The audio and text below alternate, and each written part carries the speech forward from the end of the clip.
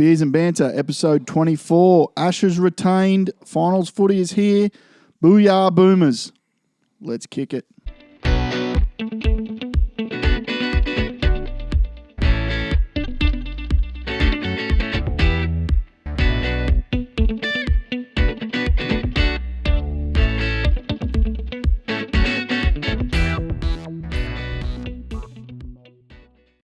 Dillsy, welcome. Big Red, back at it again, mate. Woo! Talk about Monday-itis. You got through the weekend all right by the looks? Or you? Just. I hear Saturday night was fairly large for you on your birthday. It was not bad. Happy birthday. Thank you, mate. Was that 50, 48? 35, mate. Thanks for that, actually. Yeah, no, it was a doozy. It meant I struggled to stay awake for all the nighttime sports last night on Sunday night, but plenty happening. I hear you struggle to stay awake for your own party. Righto. This is going out to our fans. They don't need to hear about my exploits on the weekends. What happens at a house party stays at a house party, isn't it? We'll leave it there. Yeah, righto. Yeah, mate, so she's all happening in the sports. Obviously the finals kicked off in the AFL and the NRL kicks off this weekend. So what a time to be alive. Yeah, it's great. Is there any bigger news, though, than Ashes retained on English soil for the first time in about a gazillion years? Yeah, it's 2001 or something? Yeah, I mean, it's... Yeah, they were just saying before we went on air, it's been one of those series where the Australians won't be remembered as a great side, but it'll probably be remembered as a great series, and obviously one player in particular, Steve Smith, this series for him will be remembered for a long time. What about the left-arm spinner that got him out on 118 with a no ball? He'll be remembered. Yeah, he cost his team, what, did he make another 100 after that? How does a spinner overstep? Give yourself an uppercut. Front foot gets over the line, I guess. Well, it was sort of like an inch off the ground, so they basically called it a no ball because, nothing touching the ground behind the line, and Smith was on 118 at that point, walking to the dressing sheds, and they called him back, and he comes out, makes another 100. Yeah, I mean it's that series, and you've heard all the superlatives the last sort of couple of weeks, but Bradman-esque and all. Yeah, I mean, it's just what he's done in this series is unbelievable. Probably not technique-wise, not Bradman-esque. Oh, far from perfect technique, but grit. I think that's what makes him what it is the way he leaves it, and some of the shots that he's played this series is just, it's like no one else, yet so successful. Love him. And then Labuschagne came in with the ball late in the game last night and lasagna finished him off. So. I mean, it's going to be interesting. Obviously, one test to go. Still a series to play for, but Dave Warner, what do they do with him? He's got to be close to. Because we won, I think they'll keep him. Mate, I think they'll keep him. Well, I mean, you've obviously got Quadra sitting there on the sidelines. What about Joe Burns? Joe Burns is another one that's got to be due to come back into the fold. Do they give Dave another chance with the fact that Australian summer just around the corner, and he'll smash it when he gets home? But the opposite side of that is why not bring a Joe Burns in for this test, see how he goes, with a view to the Australian summer just around the corner. I mean, I'm a massive fan of Dave Warner. I've always rated him, but I think what he's done this series. Grandma's not a fan. Grandma doesn't like him? No, my grandma doesn't like him. She wants him dropped? Yep. And, there's polar opposites between him and Smith, how they've both come back from, the sandpaper saga. Well, Warner had a cracking World Cup. The World Cup was pretty good. Yeah. But I think my little brother said it on the weekend, like, he's listened to all the people that have told him that he's got to play Test cricket, whereas he probably just needs to come out and be Dave Warner. Yeah, well... I mean, that early days when he was doing well in the Test arena, that was, he almost played like a one-day mentality. Yeah. And then everyone said, you've got to become a Test opener, and maybe that's been the downfall of him. Well, what do we got to wait? Another 4 or 5 nights, and he'll be back on again. Yeah, 5th Test. So, where is it? This one, England. Oh, is it? Yep. They stay in England, do they? Yep. Good one, Scoop. No idea. So 5th Test. So I'm sure Aussies have retained the Ashes, but 100% they'll be there to win the series. Yeah. Yeah, you should see them probably open up too. They're going to want to win the series outright, but also the pressure's now on England not to get, really rolled. Like Joe Root, don't worry about Dave Warner. Joe Root was basically bagging with Smith and said he couldn't make runs in England. He's just made a whole lot of ducks. Yeah, Joe Root hasn't been good. They've had a few passengers to Poms as well. Yeah. Stokes and Smith have been the two absolute standouts during this series. So, yeah, it'll be interesting. Bring on the 5th test and then straight into the Aussie summer. What about, we got a couple of previews on the weekend. Roosters Rabbits went at it, and we get to watch them again this weekend in the first week of the finals. Was that a bit of finals footy going on, a bit of grubbery? Could be a few fellas missing this weekend. Yeah, I mean, it was a physical game, that one. I watched that, and you could see that was two heavyweights of the competition going at it. Yeah. Obviously, at the time, they didn't realise they were going to back up and play a week later. What about the hit that Warrior Hargraves has been in trouble for? The guy's falling, and he sort of collects him with his shoulder on the way down. And what makes it worse, obviously, is he collects the other guy's head on the other side. There was a hit in I think it was the West Tigers Sharks game. It was near identical. Guy's coming in, hits him with the shoulder, and there wasn't even a penalty. So falling, hits him with the shoulder, but because he doesn't clash heads with someone else and he gets split open, it's just play on. Oh, it was Dugan. It was on Dugan, I'm pretty sure. Well, I think, the NRL, they've obviously brought in, that rule to protect guys' heads and, head injuries and concussion and everything else. But I think a lot of it has to do with how injured the guy is. The one you're referring to in the Rabbitohs Roosters, he was in bad shape. Because he splits his head when he makes contact with the other player. Correct. But, Dugan tried to stay down and the guy at market sort of pulled him up a bit. The refs wanted none of it. But well, yeah, I guess what I'm trying to say is I think the referees take into account the injury from the collision. Which is why... I don't necessarily agree with, but that's... This could be controversial, but I feel like a lot of guys are grabbing the back of their neck at the moment. As soon as you grab your back of your neck, the play gets reviewed. Oh, crush a tackle. Penalty. Is that a bad look for the game? I don't want to say, look, Well, you said it. Neck injuries, there's nothing worse. You're talking about people losing the bit use of their legs and whatnot. But it just seems like there's a whole lot of guys grabbing the backs of their necks when they're on the ground. Yeah, well, the guys have been doing it for a while, but you also see blokes stay down and you can see the trainer in their ear. Yeah. Almost telling them, stay down, they're reviewing it. The longer you can give the ref or, the guys upstairs to review it while you're down, more chance of getting a penalty. Also, you're giving your blokes a breather too if they need it. Yeah, and it's unfortunately there's no way to stop it. And the AFL's the same. Guys play for free kicks. Sometimes the referee or the umpire falls for it. Sometimes they don't. But all right, who gets the chocolates, you reckon? Roosters or Rabbits? I've been a Roosters fan all year.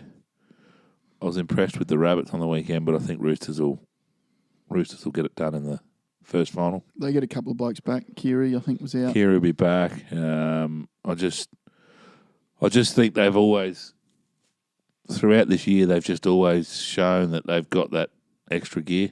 It's at the Sydney Cricket ground, that game. Sydney Cricket ground. Sydney Cricket SCG. Ground. Yeah. Yeah, it's, the Roosters play that. Well, both teams play it pretty good, so I don't think that'll make too much of a advantage to either side. But yeah, I just think Roosters have got... That should be full. You're right in the middle of those two clubs. Yeah. Sydney Cricket No doubt it will be. Should be full. But yeah, looking forward to that game again. When's that? Thursday night? So that Friday one will be Friday. Yeah. Black Friday the 13th. Yeah. Black Friday for one of those sides. Yes. Well, second chance. Storm Raiders coming up after that. Yeah, in Melbourne. Saturday. You'd think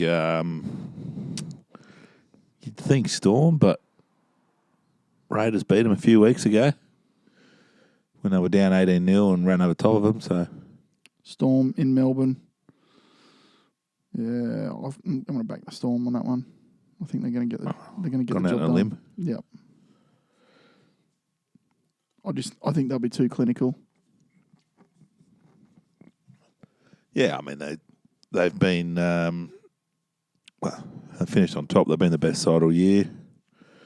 Hard to beat in Melbourne, but as I say, Canberra did it a couple of weeks ago. Should be a good game. Will be a very good game. Then we've got the Seagulls versus Sharks. It has been confirmed that will go ahead at Lottoland or Brookvale Oval. I'm not sure what's going on there with the asbestos. Who cares about that game?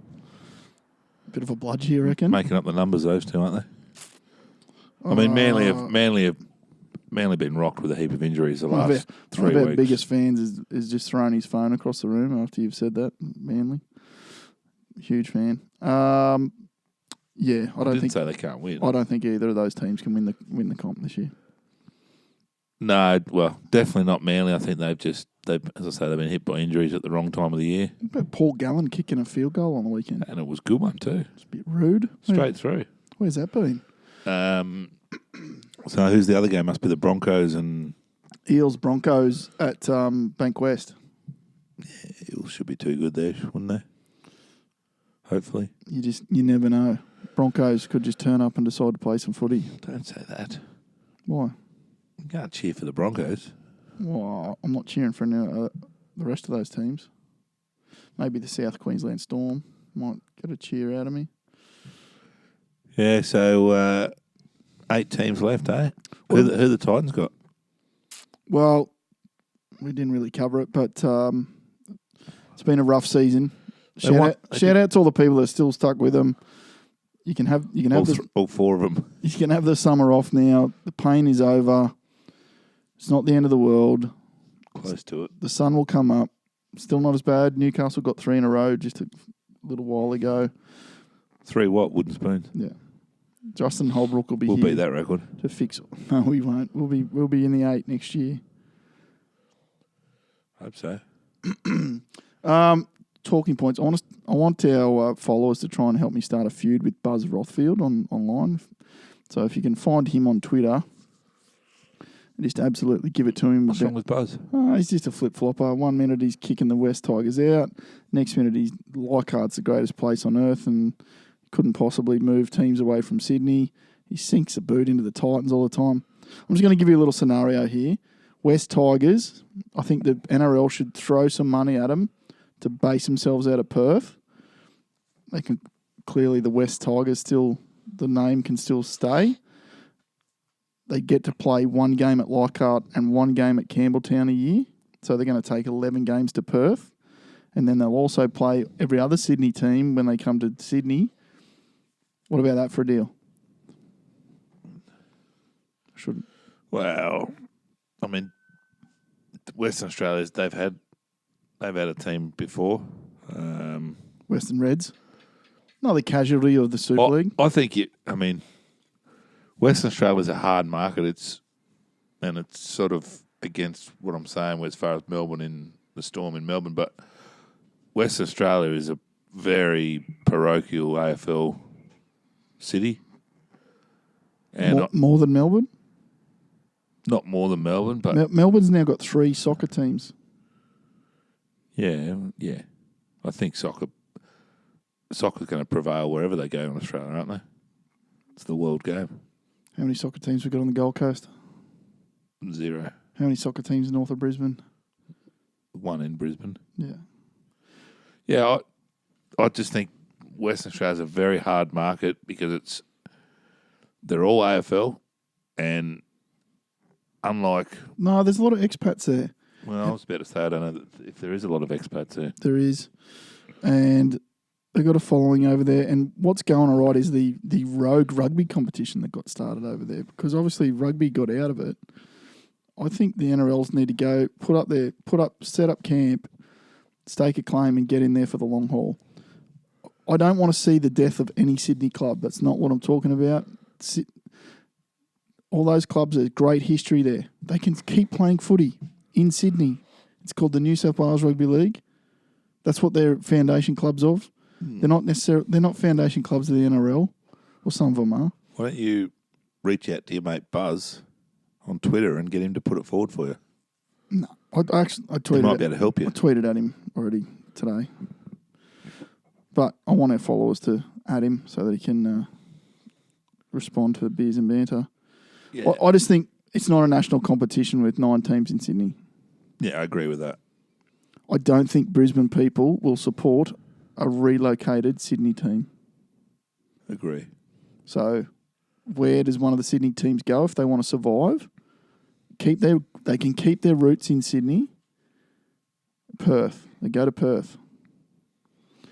What about like a Gosford? I guess fairly close to Newcastle. Manly should be claiming that. I don't know. I could be wrong. I would have thought if you lived on the Central Coast now, you'd probably go for the Knights, or you go for a Sydney team that you grew up cheering for. Yeah, I mean it's.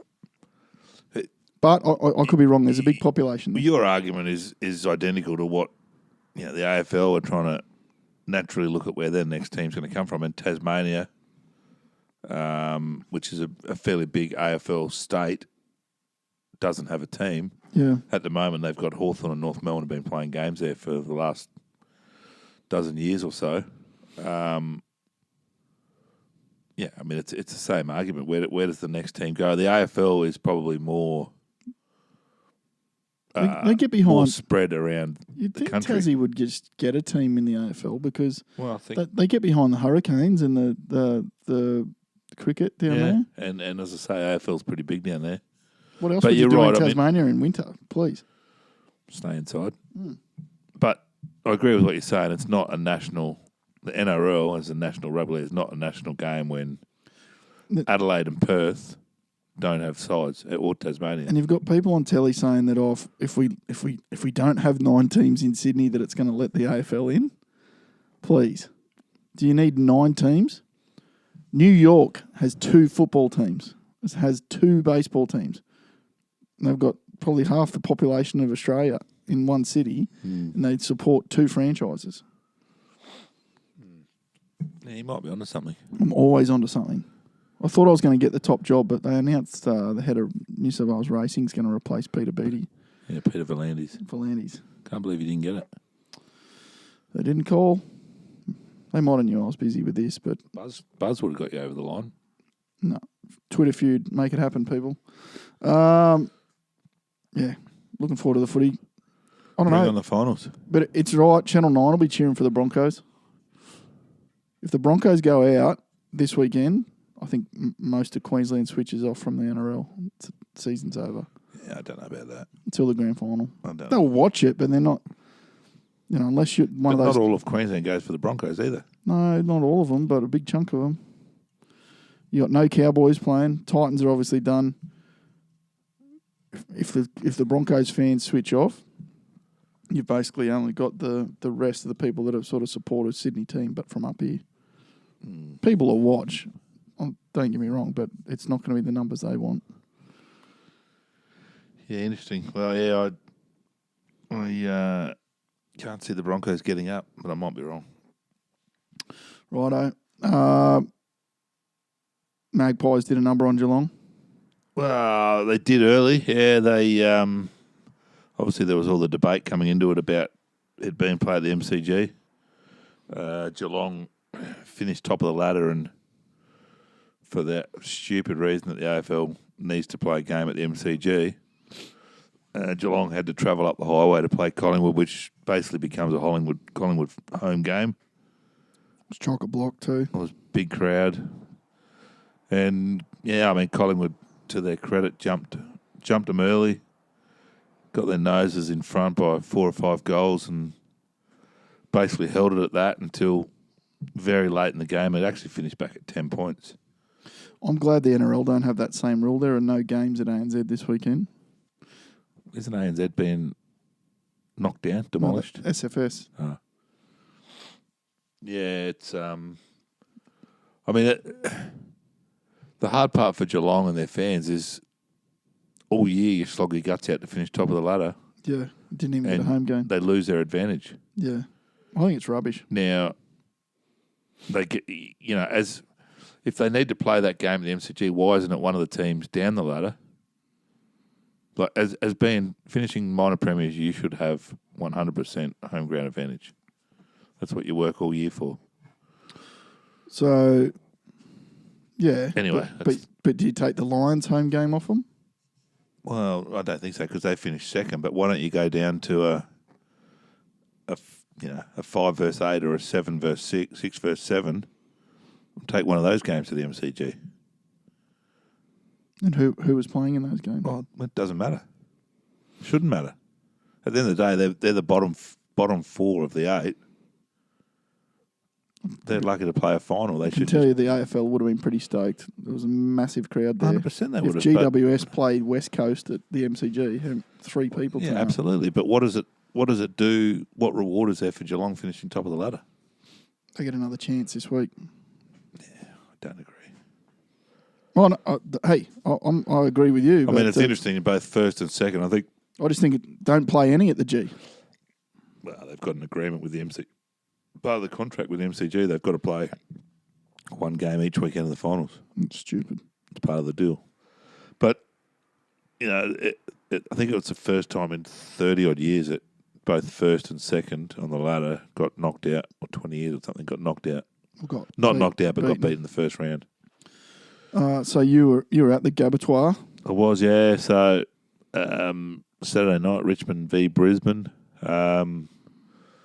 I think I was saying to you earlier, I went to quite a few games back in the day, in the heydays of early 2000s when Brisbane were unbeatable. Yep. And it was great back there, but the atmosphere on Saturday night is hands down the best game I've been to at the Gabba is from an atmosphere. Yeah, right. Not so much late in the game, but early on in the game.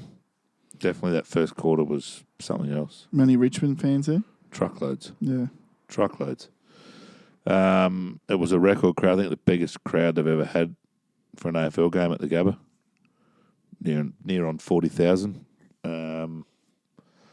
But, Brisbane just got outplayed. Dusty Martin was phenomenal.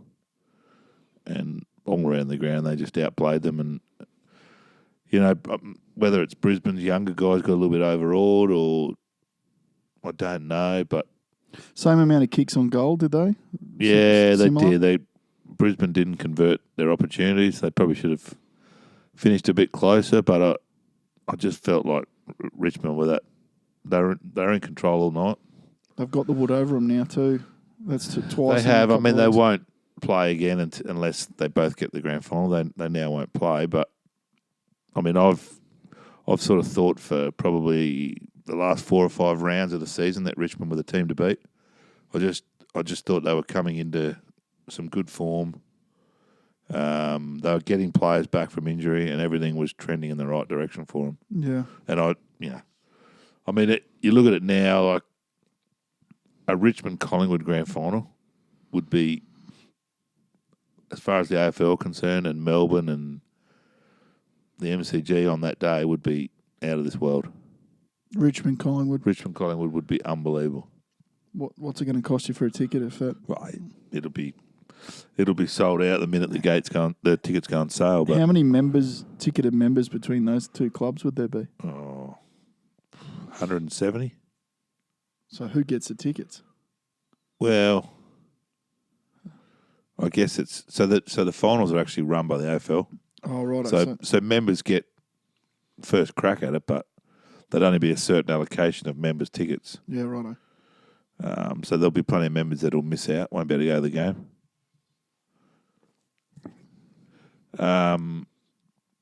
So yeah, it'll be. I mean, they're the two teams that now get the week off. West Coast looked good against Essendon, but they've now got to go to the MCG 3 weeks in a row. Well, 2 weeks plus if they get in the grand final. And then who else bowed out on the weekend? Western Bulldogs. So Bulldogs. GWS beat the Bulldogs. They come up and play the Lions this week, which I think Brisbane will probably bounce back. Let's hope so. And then Brisbane will go down to Melbourne for a prelim. That news has just been reported. Yeah, so just as we went to air, some heartbreaking news coming out of Melbourne that AFL legend Danny Frawley has been killed in a car accident this afternoon. So it's Don't really have any more details for that. But it's, no, it was just news. breaking news there as we were about to push record. But obviously, for those that follow AFL, he's still on, the footy shows and the Bounce show, and heavily involved with Fox Footy. Was a St Kilda legend and went on to coach Richmond there for a while. Very well known identity in the AFL. So huge news. Terrible news. Mate, looking further abroad, the Boomers have had the best World Cup they've ever been involved in.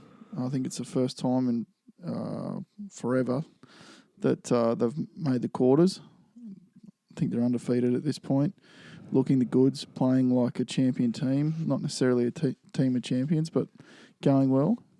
Yeah, I haven't seen. I've watched a couple of their games, but I haven't seen their most recent. Room for improvement still there too, apparently. Yeah, look, they've got 5 or 6, 7 maybe NBA players in their squad. So, it's the best result we've had for a long time, but it's probably the best team we've put together. Yeah, most experienced. Outside Ben Simmons, I think all our other NBA guys are there. Who they got next up in the quarters? It's a good question. Yeah. I'm not sure. You didn't research? No. Yeah, obviously, the USA would be still heavily favoured to win the tournament. I saw, must have been a couple of games ago, Turkey actually took the dream team to extra time. I don't think we should call them the dream team. Mate, they're going to get rolled. That's what happens when you don't send your best team somewhere. Maybe. Who's going to beat them? Turkey might get them next time round. Aussies. The Aussies are going to get them. Hopefully. So that's obviously getting now deep into the World Cup. And it says here that they're playing France tonight at 10 p.m. There you go. That should be a good game. I'll have to stay up for that one. That'll be a good game. So it's obviously getting deep in the tournament. It'll be good to follow the next, what do we got left, a week or so? France? I don't even have tall blokes in France, do they? We'll beat them. French have normally been pretty good in the NBA. Basketball? The basketball, yeah. Yeah, righto. Dylan Alcott missed out on the calendar year Grand Slam last night, unfortunately. So got to the final of the US Open. Yeah. Couldn't get who'd you lose to, do you know? 12-time winner. His name escapes me. But, yeah. Good. No, good. Well done. We'll keep on going. Ricardo, 4th last night in this one. Just briefly while you spoke about the tennis there, obviously Nadal. Who? Rafael Nadal, the tennis player. Is he new? He's, fairly new. Been around about 8, 10, 12 years. So I know who he is. He's only one behind Roger now. Yeah, one behind, so that was number 19 for him. You've got to... I never thought he would get past Federer, but I now think he's red-hot favourite. He's going to win at least another French, if not a couple of French. I was going to say, if Roger doesn't win the Aussie Open, he catches him next year. Maybe. I'm not sure that Roger's got another one in him. You would have said, everyone would have said that before his last couple, though, too. Yeah, I think he now needs the draw to fall his way. I don't think he can beat a Nadal or Djokovic. Yeah. In the same tournament. Hopefully I'm wrong because I love the guy, but it's now a very, very big chance that Nadal will end up the greatest of all time as far as Grand Slam wins. Ouch. Which, doesn't sit well, but the Joker could catch him though. But Joker's on 14 or so, and a few years younger. So, Ricardo in the Renault, 4th last night, so that's his best result for a fair while. They found some speed from somewhere. Qualified well. There was a bit of a debacle. I don't know if you saw the F1 over the weekend. No. So basically, the top 10 cars that made it into Q3, they call it, which is the final qualifying. They all did a run and then they went back to their pits, to polish the car and pump the tyres up or whatever they do, and then the last couple of minutes they all come back out. But because there's such an advantage of following another car, no one wanted to be the first car. So you had cars going down, like cutting corners and going through escape routes, and cars just basically almost stalling because no one wanted to be the first fast car. And what ended up happening is no one else they didn't cross the line in time and didn't get to register at time. So Charles Leclerc's gone back-to-back. First Ferrari win in Italy since 2010. So it was a massive weekend for the Italian Ferrari fans. Awesome. I fell asleep at about 10 o'clock last night. Saturday and Sunday night. Woke up with... yeah. I think I might have a sleep condition. I need to speak to an expert. Woke up at 1 o'clock when they're on the podium. Perfect. Checked the cricket score and then went back to sleep.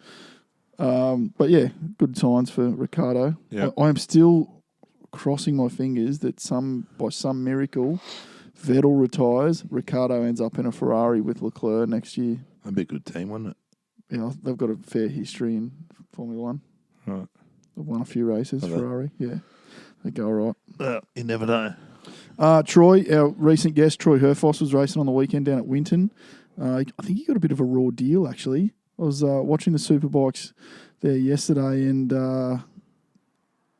basically it was declared a wet race, and he had to come from 12th, and he'd got himself to third, then passed first and second, but in the process of him getting to the lead, they declared the race over, and said that he was... Well, there was someone else leading the last time they crossed the finish line. So, oh, really? I reckon he got dudded there. So, where did you finish third? Third. So, had a tough weekend from what I could see, but had managed to scrape 2 third places out of that. But okay. Shout out to Troy. Well done, mate. Bit more news. We'll keep going. JWP, John Wayne Parr, local man, going to fight Mundine at Seabus Stadium. Yeah, they've been talking about it for a while. I don't think it's signed, sealed, delivered just yet, but I heard apparently Mundine was on the Gold Coast yesterday to try and get it over and done with. It's not confirmed? I don't think so.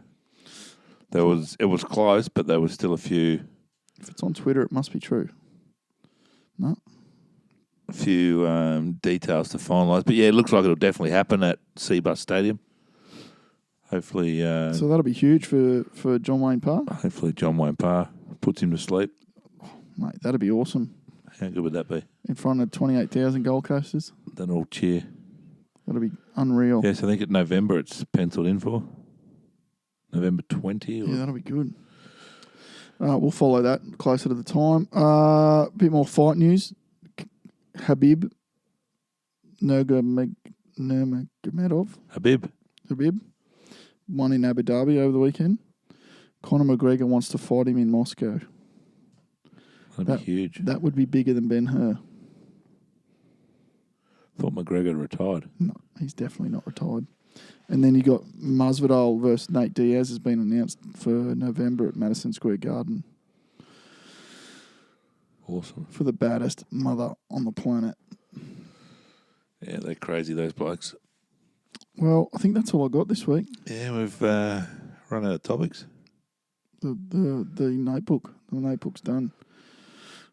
Another good weekend coming up, mate. Can't wait. I'm gonna try and find some time to sleep. Wednesday night. Wednesday night might be a good night to sleep. Righto. Thanks for listening, folks. You know where to find us at Beers and Banter. Thanks. Appreciate all your support. Share away, and we'll see you next week. Over and out.